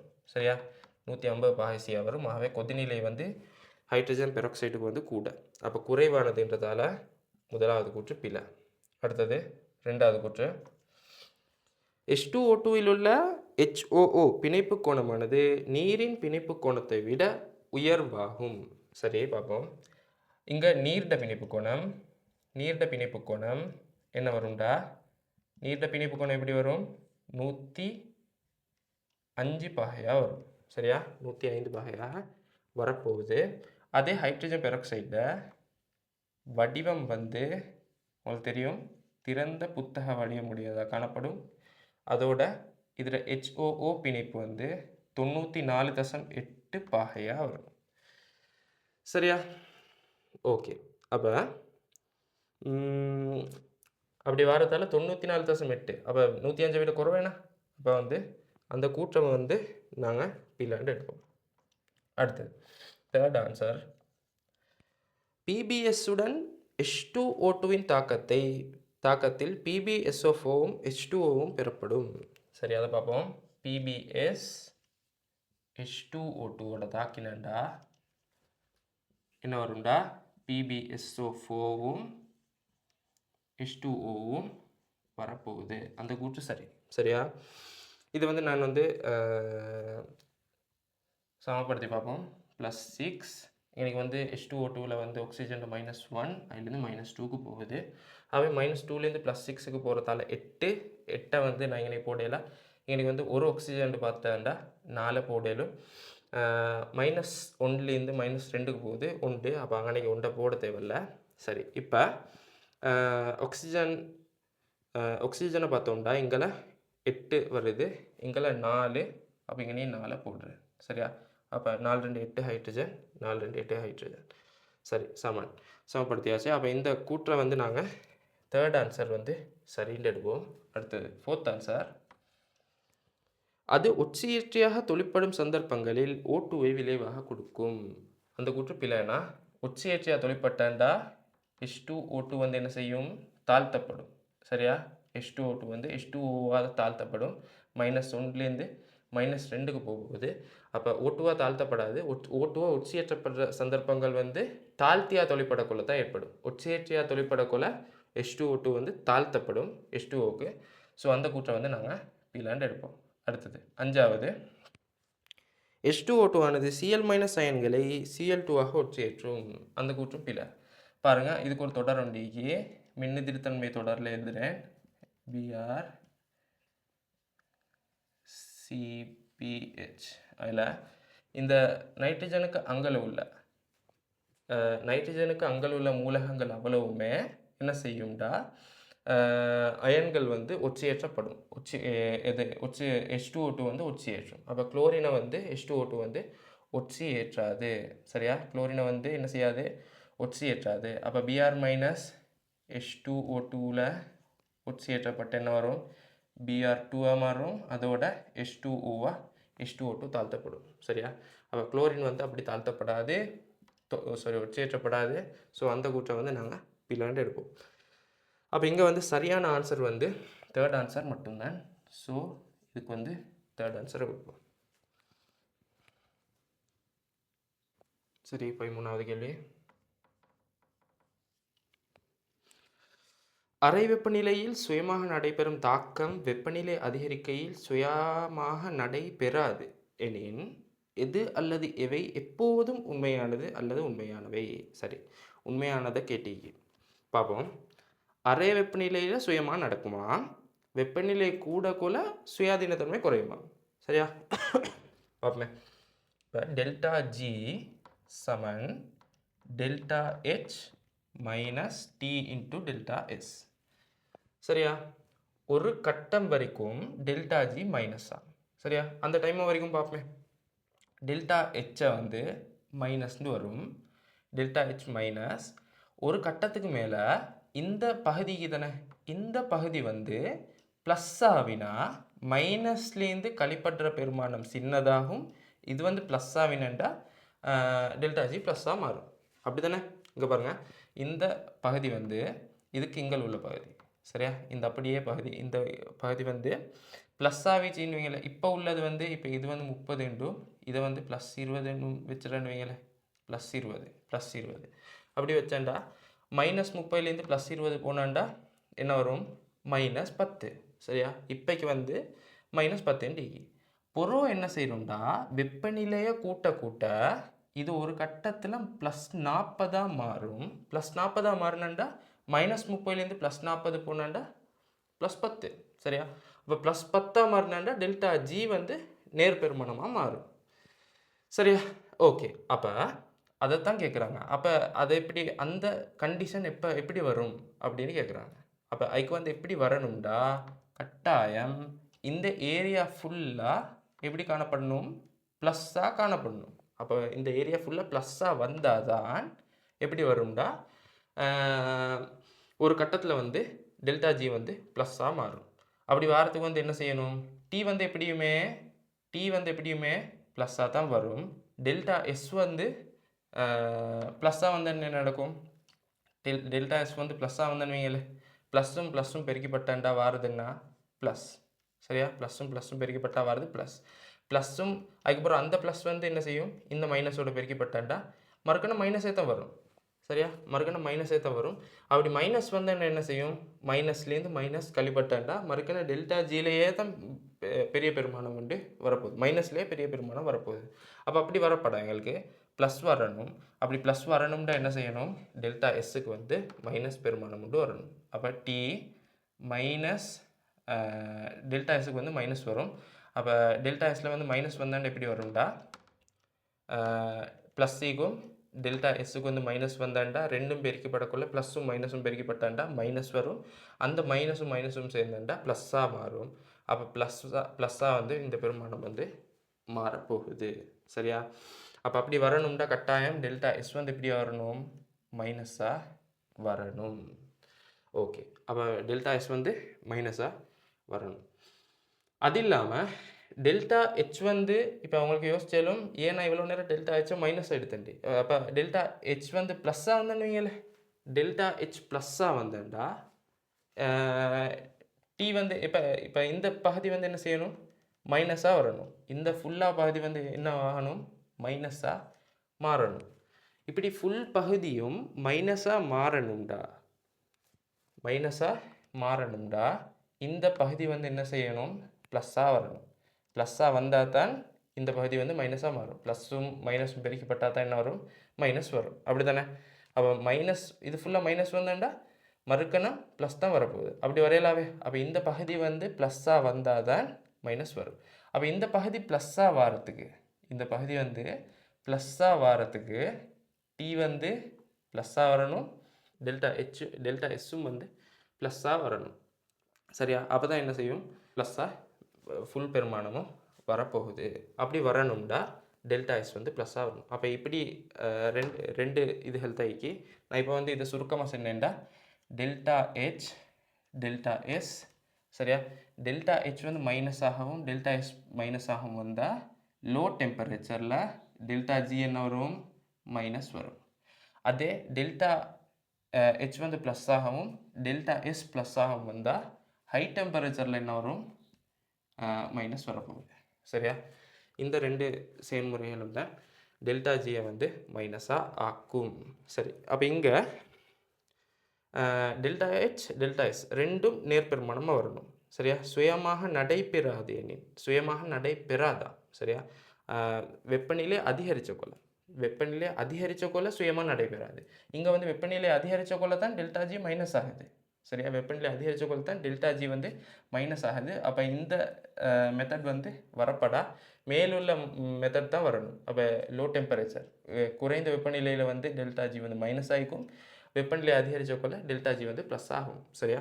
அப்போ அப்படி மாறக்கொள்ள டெல்டா ஹெச் வந்து வெப்ப உள்ளுறை மாற்றம் எதிர்பெருமானம் டெல்டா எஸ் வந்து மைனஸாக காணப்படும். அதாவது என்ட்ரோபி மாற்றமும் எதிர்பெருமானமாக வரும். அப்போ அப்படி வாரன்றது வந்து பியும் சியும் அப்படி வந்தாண்டா செகண்ட் ஆன்சர் வரும்.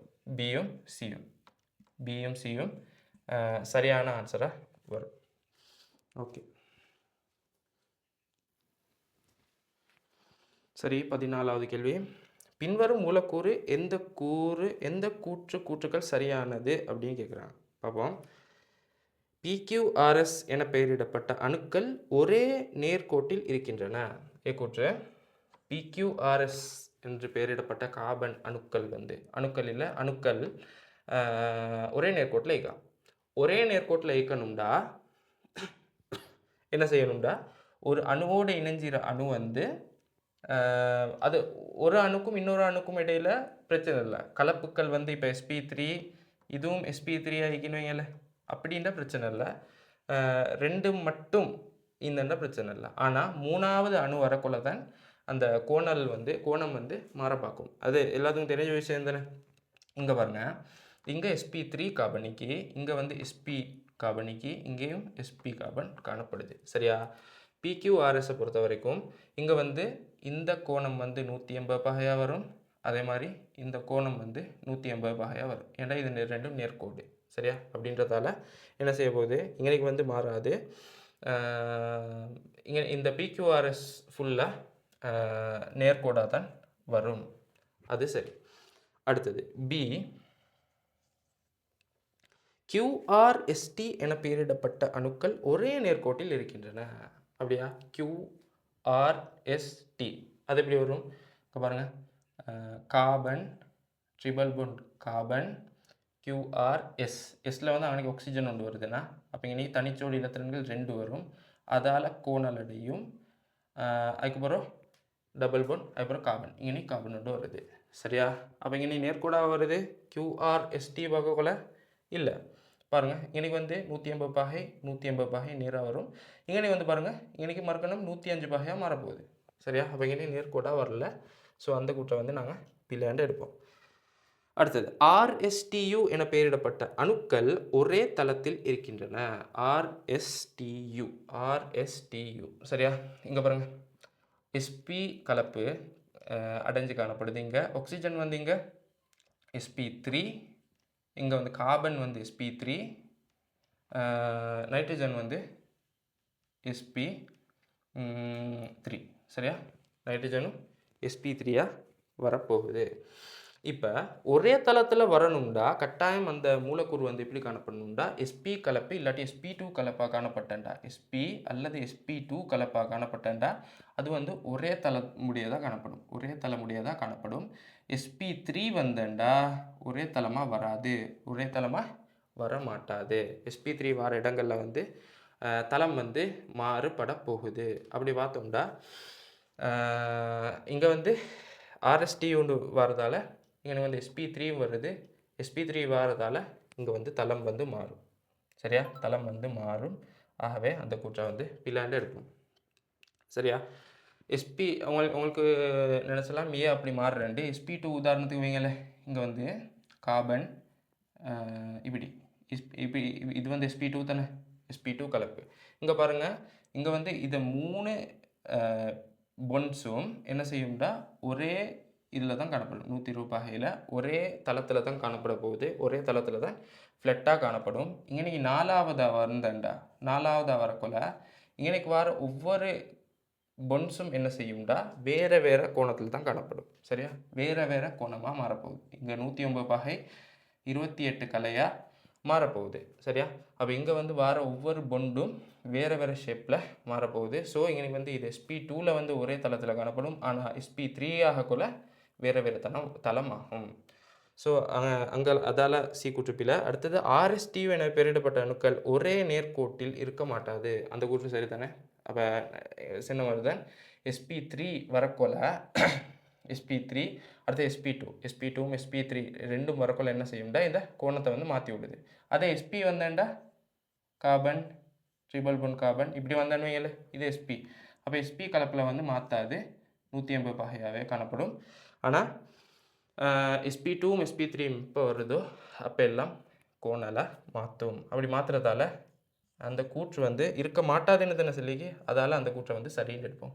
அப்போ இங்கே வந்து சரியான கூற்று கேட்குறதால 4th ஆன்சர் வரும். 4th ஆன்சர் வரப்போகுது. சரி, 15வது கேள்வி.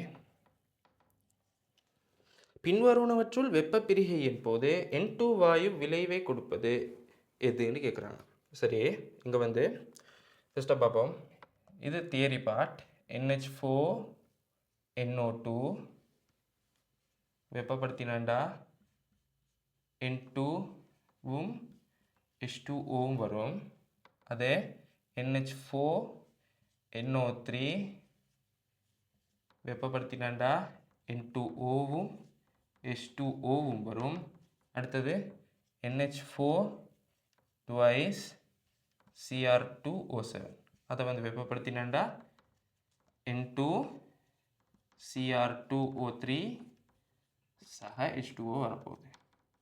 H2O வரப்போகுது. ஓகே. அது இல்லாமல் NH4Br தந்திராங்க. NH4Br பார்ப்போம். NH4Br வெப்பப்படுத்தினண்டா அமோனியாவும் HBrம் வரும். சரியா? சரி. இப்போ இங்கே NH4NO2, NH4NO3, NH4CR2O7 இந்த 3 தவிர மற்ற அவ்வளோ சேர்வைகளும் அமோனியம் சேர்வைகள். உதாரணமாக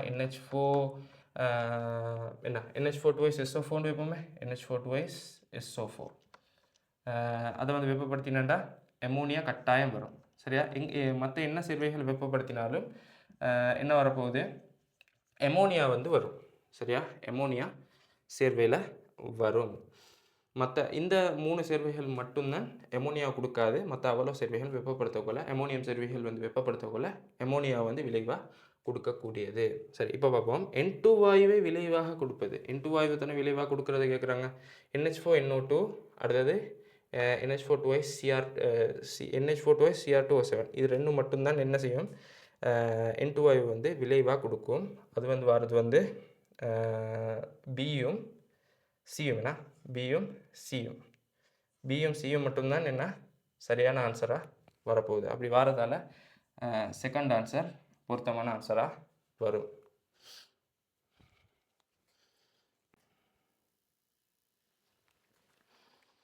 சரி, இப்போ நாங்கள் வந்து ஃபஸ்ட் ப்ராஜெக்டை வந்து முடிச்சிக்கிறோம்.